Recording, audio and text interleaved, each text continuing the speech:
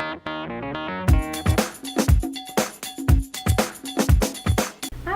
this is Sitima Fowler, CEO of Capstone. I'm here today with Frank Insero, who is the CEO of Insero and Company, one of Western New York's largest CPA firms. And Frank's company is doing so well. He has over 85 employees.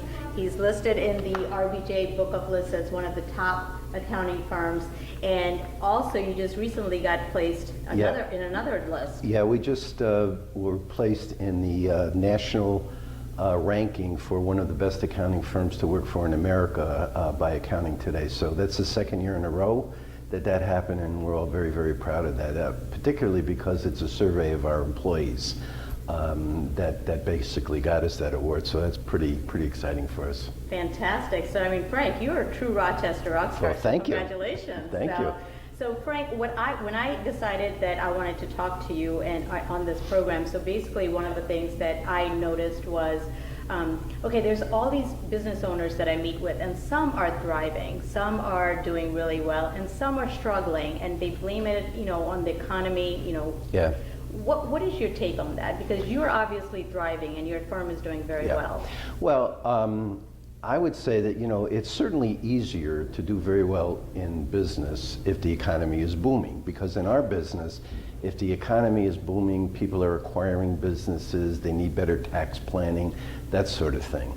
But it's not an excuse, and I think you can really do well in a poor economy because you can differentiate yourself somewhat. And what we try to do here at Insero and Company, it's not just about doing what we call compliance work, which is tax returns, audits. We really want to be a trusted advisor for our clients. And so when our clients are struggling, it's really an opportunity for us to sit down with them, meet with them, understand what it is that they're doing, what keeps them up at night, and then try to give them advice that can help them. So we're growing very nicely. I mean, we're just finishing our September 30, 13 year, and I think we're going to be up about 8% this year. So that's pretty good growth, particularly in a bad economy. But if you keep your eye on the ball, focus on what you're trying to do, you can still grow your business even though times are bad. So when you say focus and keep your eye on the ball, are you talking about internal company metrics? You're keeping your eye on like a dashboard of key metrics that's important? Well, we have a dashboard. Tim McLaughlin, who is my financial partner, every month he produces a dashboard of where we are, and we monitor towards budget and that sort of thing. But I'm really not talking about that so much. I'm talking about keeping our eye on the ball with respect to our clients. Okay. So yeah, I mean, we look at our own metrics, we look at our receivables and that sort of thing, and how our billings are. But it's really, we generate our billings by helping our clients. And if our clients are having difficult times, it is an opportunity in many cases to help them, which of course is more accounting services that we then render. So, That's right. If your clients are growing, then you're growing exactly with them. Right. Yeah, exactly right. And one of the challenges in this economy is that a lot of clients are not growing. So you have to work with clients to help them become as profitable as they can be without growing their business. And as far as our business is concerned, when your clients are not growing, it's hard for an accounting firm to grow. And the good news for us, good news for the Rochester business community is there's a lot of quality accounting firms out there, right? So, and without a lot of new businesses being generated, we really need to be proactive with our clients. So we try to develop new services for our clients that we don't presently have, constantly trying to bring more to the table that they need, and perhaps are buying it from someone else. So I love that. So what I'm also hearing is you're serving your clients, and that's how you're growing, but you're innovating. You're not standing still and saying, this is what we've always done. You're actually changing. You have to constantly figure out, what does your client need? Do we have the skills to solve that problem? And if not, how can we acquire those skills? So we're constantly looking to do that. My managing partner, Nancy Catarasano, about 6 or 7 years ago, determined there was a need for an outsourced accounting department.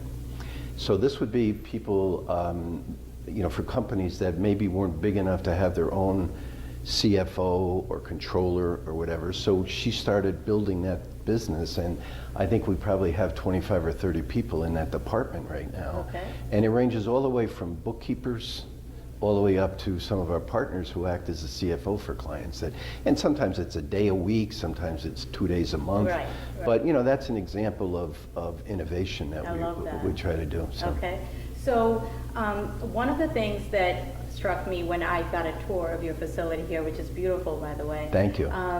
Is the core values and the signs you have throughout the hallways, reminding people of what they are. So my question to you is, okay, so you and Nancy seems to have a very good idea on what the core value of your company is. How do you then roll it out to those 85 employees and make sure that everybody also is sharing in on those values? That is the real challenge, because basically I'll take a minute and go through some of our core values, because I'm very proud of them. And the first value that we have is we're client-centered, because without our clients, there's really no need for Insero and Company, right? So we really, really focus on our clients and try to bring to them a proactive service. And if we're sitting back saying, okay, we've done the audit, we've done the tax work, what do we see that we can do to make that client's business more profitable, grow, whatever? That's what we talk about client service. Okay. The second thing is success driven. I mean, we have to have a successful accounting firm. In order to provide opportunities for the people that are coming off that elevator every day, we need to be growing, and we need to be providing them with opportunities, because if they're not going to be long-term employees. And as you probably know from your own business, it's, your employees are really the key. So you have to keep them. The other thing is although we have lots of different departments, we really try to keep this as one firm. We don't have, well, this is the tax department, this is the audit department. We really try to do things to make them understand that this is a one firm concept. Our integrity. I mean, we will never, ever, ever do anything that would bespeak our integrity. Absolutely. And there's times that it is put to the test. I mean, if you've got a large client that wants to do something from a tax perspective and we don't think it's the right thing to do, I mean, sometimes you get into this kind of concept with them. But we're very, very quality oriented and do not do anything that would be unethical at all. And I think that people want to be involved with an organization like that. And then lastly, our people. I mentioned earlier that we just were voted one of the top accounting firms in America to work for. We do lots and lots of different things to try to help our people like it here. Somebody told me once that every morning when these people have a choice to come to work or not, right? So we try to make it so that they really, really enjoy it. We try to do a lot of mentoring. And I often question in my own mind, because the more you spend on your people, the less bottom line you have, right? So it's always a balancing act. But we try to keep a nice environment for our people, a lot of one-on-one mentoring, awful lot of training. The old accounting busy season that, some of my companions or associates rather are working 65, 70 hours a week, 12-hour days, 7 days a week. None of that goes on here. We have a 55 limit max during busy season, which is like from January 15th to April 15th. Now, I'm not going to say that there's never anybody that works more than 55 hours, but that's what we try to shoot for. We have weekly meetings with our team to kind of reorganize work if somebody is overloaded. And so I think if you were to talk to our employees, I think they would pretty well say we're very, very fair with how much we expect them. That's actually unusual, because we do have a lot of accounting firms as clients, and they're working around the clock during those tax seasons. And I'm like, how do those people not get completely burnt out? What about their family? There's exactly right. There's two things. I mean, I'll walk around here periodically and say, I think you need to go home and sharpen your saw, because the kind of work that we do is very, very intense work. And to do it 75, 80 hours a week, it's just not healthy. It's not healthy for the client, because obviously there's chances of making more mistakes. Absolutely. And also, look at the end of the day, it's really all about your family. And you know, this is a job, and I don't want to lose good people because we're not being sensitive to their family needs. And we have, I can't even remember how many employees, but we have tons of employees that are on flex time. A lot of women particularly who are, you know, and bringing up younger children, and they work, you know, 3 days a week, or they work 40 hours a week, no overtime. You know, we try to be as very, very flexible as we can with them, and that's not always easy, because if, you know, if you're an accountant for somebody and you're doing some work for them on Monday, and they call with a question, sometimes they don't want to wait till Wednesday. You know what I mean? So, exactly. but our employees who are on flex time, they understand that, you know, they have to check their voicemail, and if a call comes in, they need to answer it, even if they're not working that day. And so it all seems to work out pretty well. I see. Now, earlier you were telling me about some fun awards and things you have for employees. Yeah. What are some of those? Well, each quarter we try to have a different theme. So we're just now starting our third quarter, and we started our own little rock star kind of thing. But the first quarter we did was the Star Wars program, which was all about business development. So we had a meeting, a kickoff. We were playing the Star themes music and that, and we developed a program where if anybody in Did our you come dressed up as something? No, but our people did. We had people we had people come dressed up as Darth Vader and Princess Leia, and it was really a fun time. So, but that's our Star Wars program, and that's all about getting people to render outstanding client service. Okay. And so, if one of our other employees catches somebody doing that, they nominate them for a Star Wars program. Okay. And then if you look in our kitchen or in our upstairs environment, there'll be a streaming video of all the people that won Star Wars. I love that idea. Star Wars programs.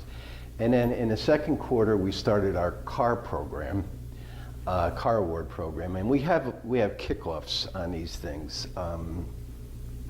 So the car award program started, I think, in the second quarter, and that was again about training of people. So if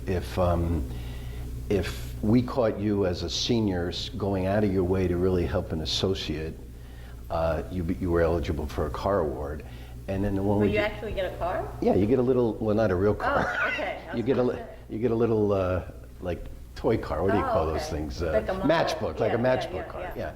And then the one we just started now is a Rockstar program, which is really about community involvement. And if somebody makes a speech or somebody gets nominated to a board, they become a Rochester Rockstar. And I don't know if we got that idea from you or not, but it came around somewhere. Or I got mine from you. It I could have don't know. been.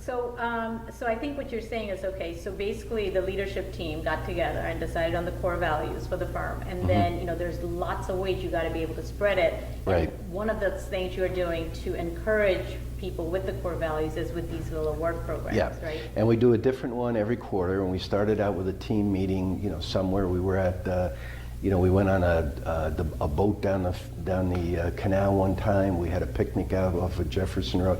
And so what we do is Nancy, who is our managing partner, normally gives an update on what's going on in the firm quarterly.